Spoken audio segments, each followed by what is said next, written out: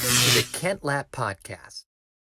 The only people I've heard talking negatively, personally, and it could be more than this, but the people I have heard talking negatively about the Electoral College is people that are more involved with like social justice type issues, and certainly I know I have some friends in the Black community that are more activists that are against the Electoral College.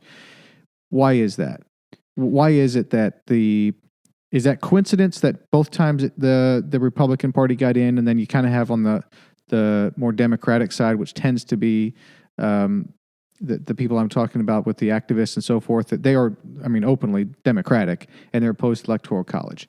Is there a correlation there, or is that just coincidence? Or So I think so. You know, it really comes down to demographic breakdown in the United States. You know, because the Electoral College is going to give more of a outsized, I guess, presence in the Electoral College to certain Midwestern states, certain maybe Central American states that tend to go Republican. yes, It's going to, the most disenfranchised state in the Electoral College is California, overwhelming 60-something% Democrat, 30% or so Republican, and yet all those extra votes that come in California are counterbalanced by 60,000 Republican votes in Wisconsin and Michigan, right? It's really kind of amazing Sure. to think. So you have people on the left typically saying the system skews towards Republicans who tend to live in rural areas. They may encompass more states across the country, but have fewer people in those states.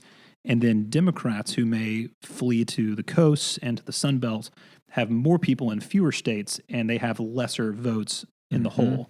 Yep. And that's kind of how it's played out. We're really in this shift in our country of where people are living. And I think that's probably why you have that correlation. So people on the left, obviously, like for example, Nate Silver and at 538 blog basically says how many points ahead in the popular vote does Joe Biden have to be in order to win in the Electoral College, and it's at least 4 points or so.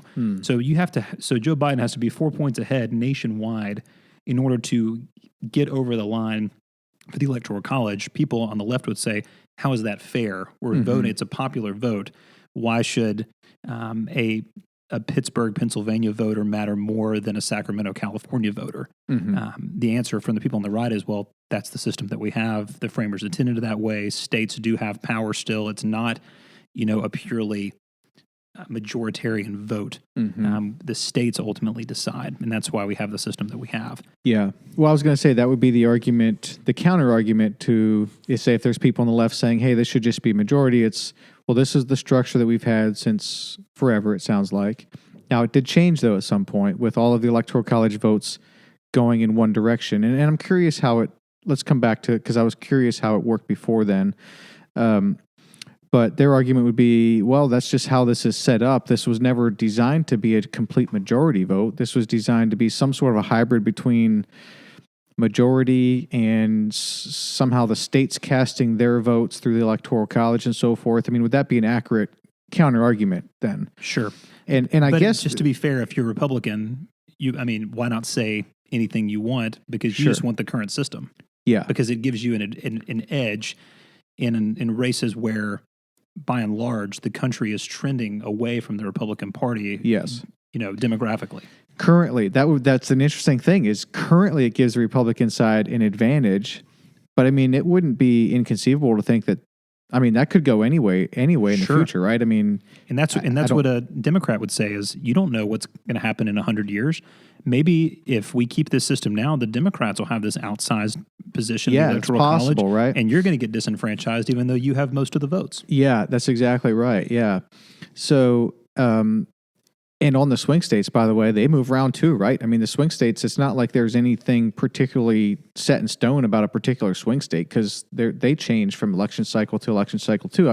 We have the common ones, right? But there are states that flip-flop either way and have, through the last few cycles, correct? It's not like they're not set in stone. As people move around, they change. No, and that actually hits on, in my view, and we don't have to necessarily get into what I think the Electoral College should be or whether it should exist, but I'm glad to share that.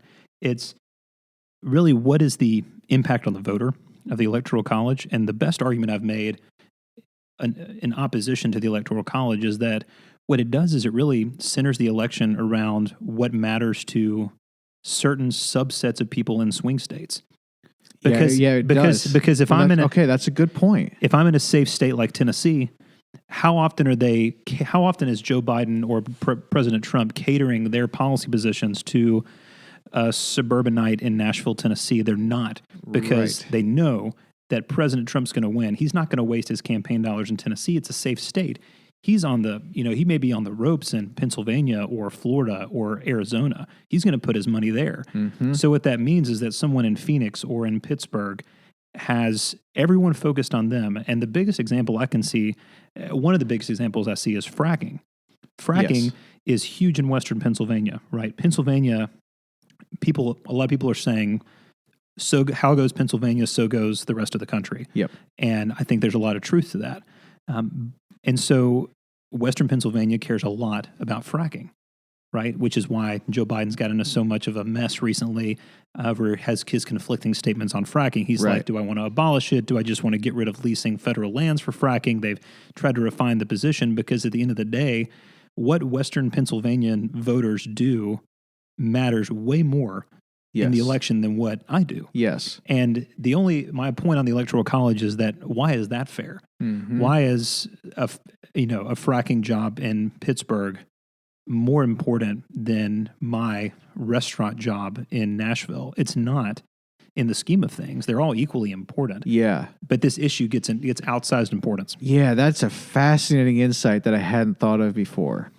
And it's absolutely how it shakes out. I mean, they would be foolish to spend their time otherwise. But how would you go about, though, if it was a majority vote and you weren't focused on swing states and the particular issues in those swing states? It opens up the concern and care for people just nationwide. And then where do you even begin? You know what I mean? One of the things about focusing on 13 swing states is like, well, what are the issues in those 13 states? And you already have really narrowed it down.